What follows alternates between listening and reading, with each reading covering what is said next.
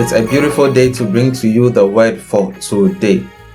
You and I know that life is not perfect. There are many ups and downs in life, and we can't get it right all the time. Sometimes, even with purpose and with our calling, where you know exactly what you ought to do, where you know that this is the direction that my life has been called to, we still make mistakes and we are flawed along the path. There's nobody who has it right from beginning to the end. Well, there's almost nobody who has it right from the beginning to the end. But then there was one man who walked the earth some 2023 years ago. His ways were perfect. He knew what his calling and his purpose was from the beginning right all through to the end. And guess what? He walked it perfectly. It's almost like a baby that learns to sit first and then to start crawling and then to stand and then begin to take baby steps without ever falling. No, there is no such a man. There is no such a person.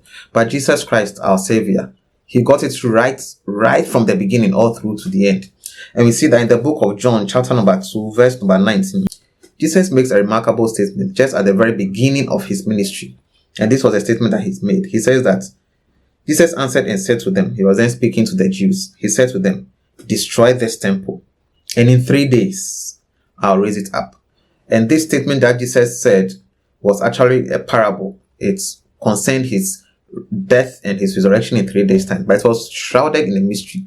Right from the beginning of his ministry, Jesus was telling the Jews, I'm going to die. And when I do die, in 3 days, I will resurrect. And Jesus lived his life up to that moment and fulfilled those particular words. So Jesus, being the Alpha and the Omega, knew exactly what he needed to do and did it. The good thing about this for us is that Jesus, who is the author and the finisher, he's our great high priest. He's our perfect example. He is perfect so that in our imperfection, we find perfection in him. He is our strength so that in our weakness, we find strength in him.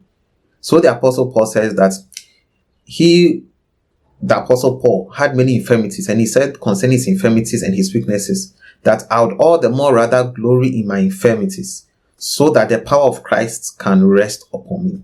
What a wonderful illustration and a wonderful example for us to follow. What the scripture teaches us is that, yes, we have our flaws because we are human.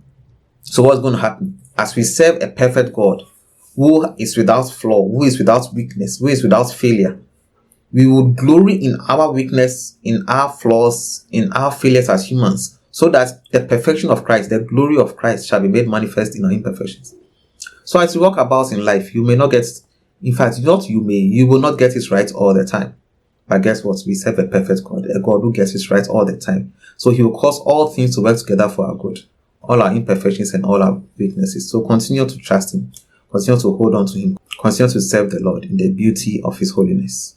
All the best. Family, this is the word for today. Don't forget to like and to subscribe. See you in the next video. Maranatha, our Lord cometh.